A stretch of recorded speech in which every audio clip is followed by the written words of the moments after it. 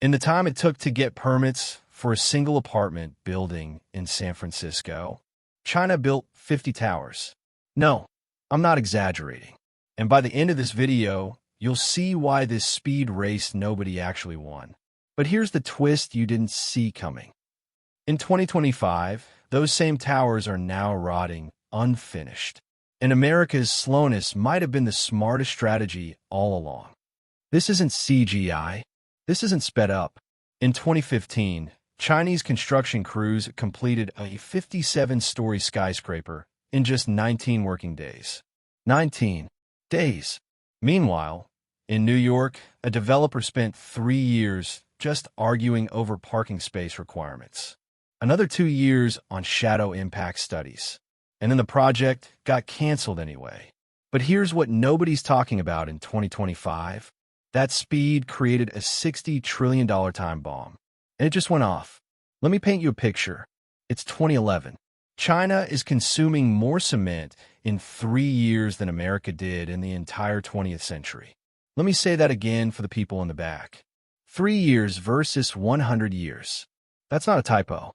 That's not propaganda. That's data from material scientists studying global supply chains. But why this insane pace? China was moving 250 million people from farms to cities. That's like relocating the entire population of Indonesia, Pakistan, and Bangladesh combined in just 2 decades. They needed housing. They needed offices.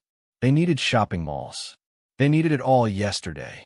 So they created a system that treats buildings like Lego sets on steroids. Modular, prefabricated, stackable. And for a while, it worked like magic. But I'm about to show you the 3 mind-blowing techniques they used that would be literally illegal in America, and why one of them just caused the largest financial collapse since 2008. Technique number 1, the prefab factory system. While American contractors are measuring 2x4s on site in the rain, Chinese factories are manufacturing entire building sections in climate-controlled warehouses. I'm not talking about just walls. I'm talking about bathrooms with toilets, sinks, and tiles already installed. Entire apartments with electrical wiring complete. Staircases with railings welded on. Hotel rooms with beds already built in. They ship these modules to the construction site on trucks and stack them like Minecraft blocks with a crane. One factory in Changsha, run by Broad Sustainable Building, produces enough building materials for a skyscraper every single week. The same week, an American contractor is waiting for the city inspector to show up and approve their window frame measurements. This is the company that built that 57-story tower, the Mini Sky City, in 19 days back in 2015. They even announced plans to build the world's tallest building, 838 meters, in just 90 days. But here's the kicker. The Chinese government canceled it. For safety concerns. Remember that. We'll come back to it. But the speed didn't stop there. In fact, technique number 2 is even more extreme. Technique number 2, the 24/7 construction machine. Chinese construction sites never sleep. Ever. 3 shifts. Round the clock. While American workers clock out at 5 p.m. and go home to dinner, Chinese sites are lighting up like sports stadiums and running through the night. U.S. 8-hour shifts, 5 days/week China. 24-hour cycles, 7 days/week. When American labor unions fought for the 8-hour workday and weekends off, China said, "Cool. We'll just hire 3 times the workers and rotate them."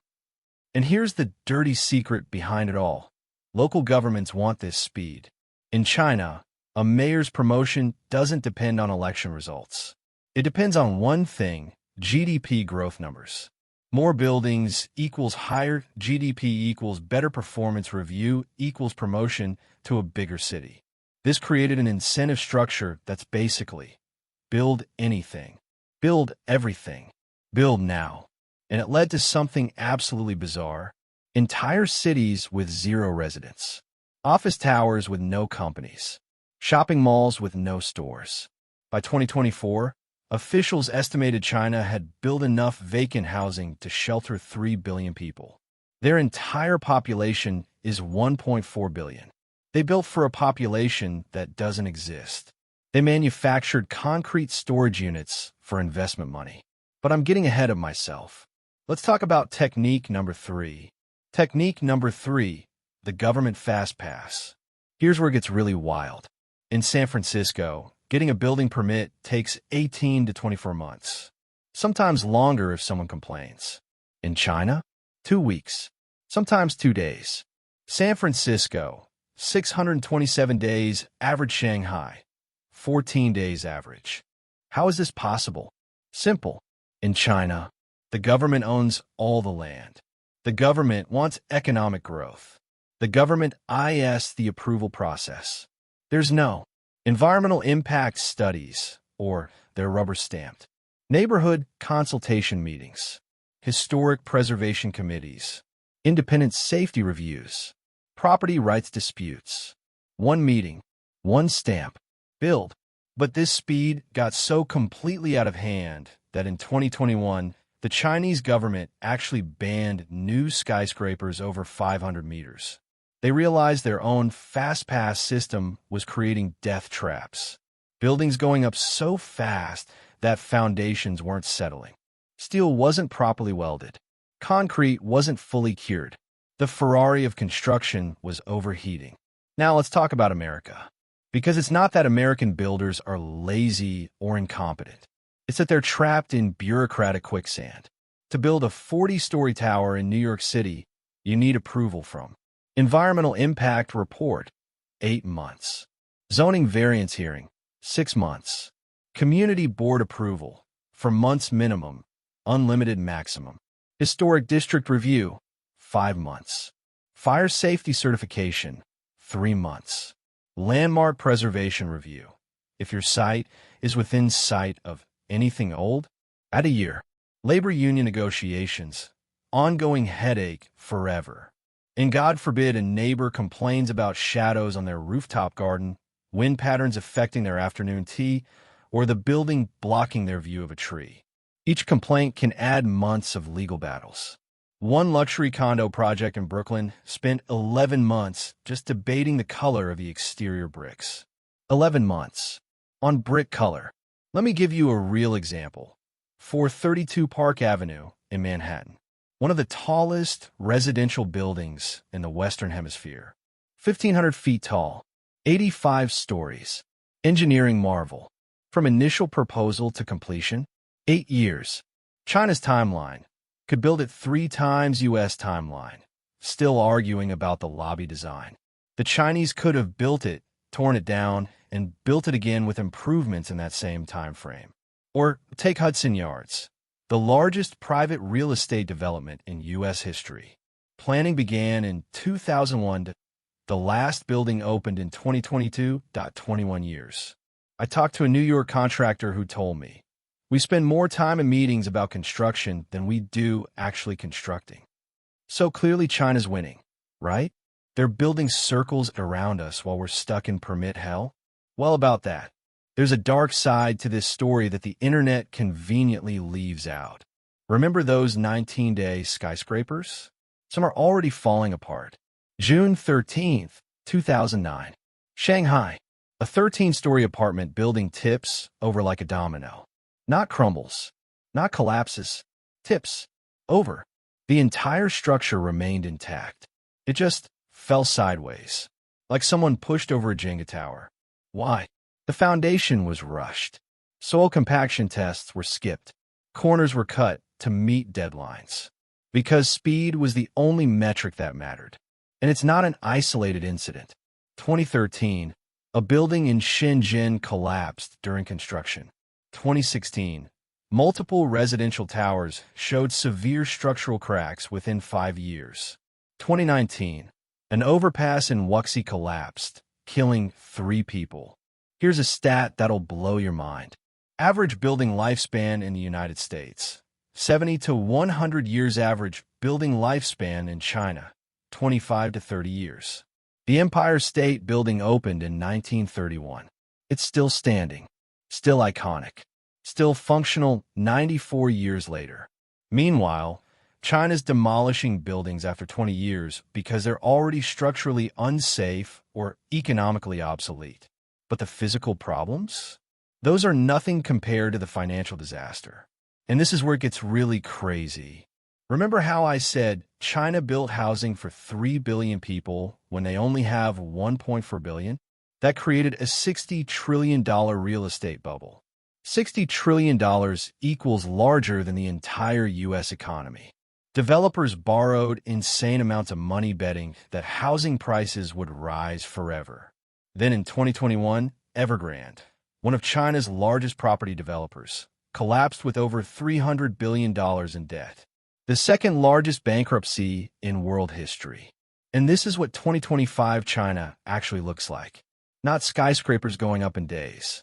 Rotting tail buildings, skyscrapers that went up fast but stopped halfway because developers ran out of cash. Chinese homebuyers protested by refusing to pay mortgages on apartments that were never completed. Hundreds of projects, billions of dollars, millions of families. The Ferrari of construction didn't just run out of gas. It crashed into a wall at 200 miles per hour. The Chinese government had to step in with massive bailouts. They're still dealing with the wreckage today. So, which system is actually better? Because the answer is more nuanced than you think. Okay, here's the part where I'm supposed to tell you America good, China bad, right? Wrong. Because here's what the internet rage bait won't tell you.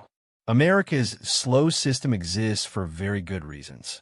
After the Triangle Shirtwaist Factory fire in 1911 killed 146 workers, America said, never again. We created building codes, fire safety regulations, structural inspections. After the Loma Prieta earthquake in 1989, California rewrote seismic safety codes.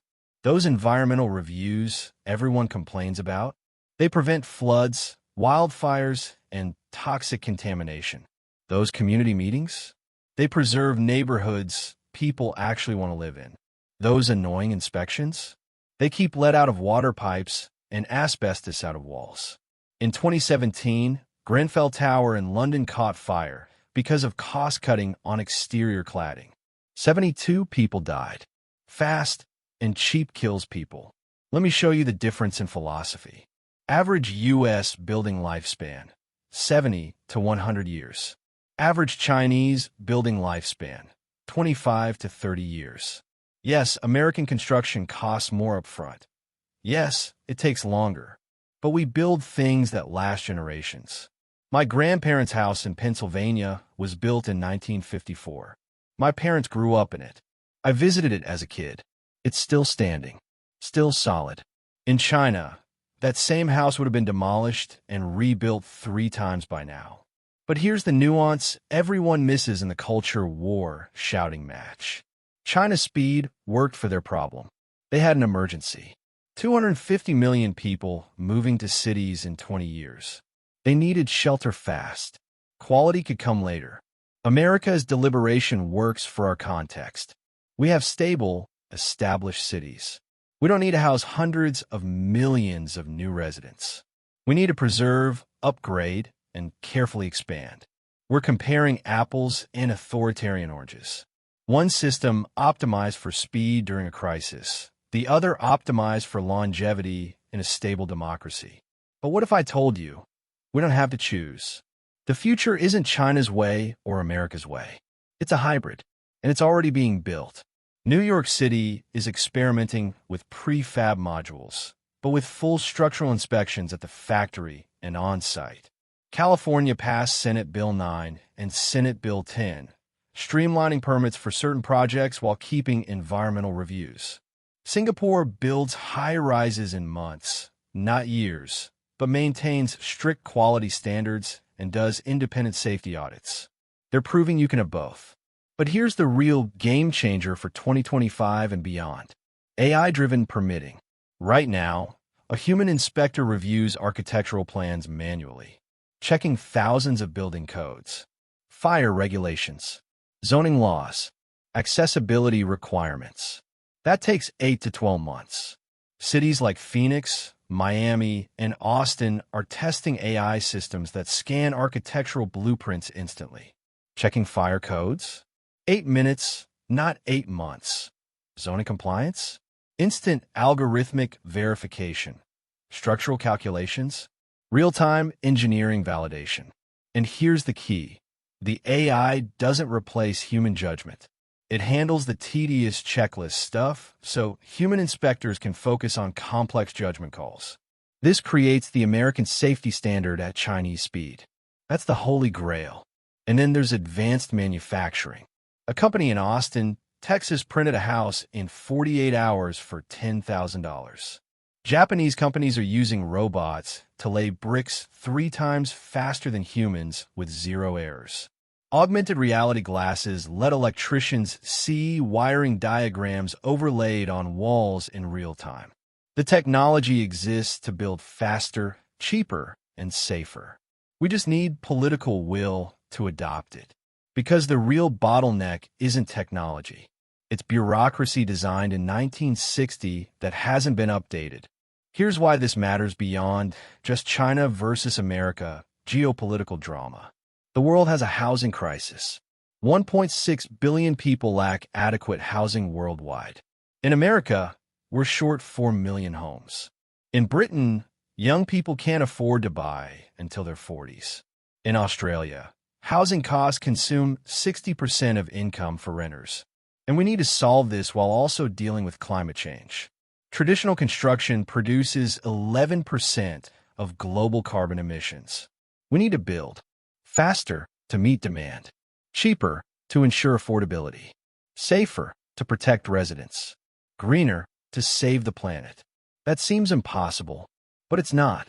The countries and cities that figure out how to combine China's modular efficiency, America's safety standards, Singapore's streamlined permitting, Scandinavia's environmental tech, AI's processing speed, those will build the cities of tomorrow. And honestly, I think we're closer than people realize. So let's come back to where we started. Can China build skyscrapers in days while America takes years? They could. Past tense. They could. That era is over. Past tense. The bill came due. That era is over. Them? Hell no. The but bill should we came learn due. From them? Absolutely. Should we copy because them? The real question was never Hell no, speed but should we learn safety. from them? It's, can we build Absolutely. a system that doesn't force us because to choose? The real question was can never we create speed housing versus that's safety. Fast enough can we build to a system meet that demand, doesn't force us cheap to choose? enough for normal people, can safe we create enough housing to that's last generations, fast enough to meet demand, smart enough cheap enough for, for normal people, century? safe enough to the last answer is generations, yes. smart enough we have the for the technology 21st century? That we have the know-how yes. We just need to stop treating we have construction the technology. like it's still 1960. We have the know-how. The countries that figure this out won't we just need to build stop buildings. treating construction They'll like build it's still the future 1960. Itself. Now, if you want to see the how countries China's that construction figure this boom out didn't won't just build slow better down, buildings, but is actively collapsing they'll their build the entire future economy. itself. And why that mattered for the rest of the world. If you want to see that how deep China's dive construction is coming boom didn't just Until slow then, down but is actively collapsing their entire channel. economy, and remember, why that matters for the rest of the world. Build safely. That deep dive is coming build next. for the future. See you in the next one. Until then.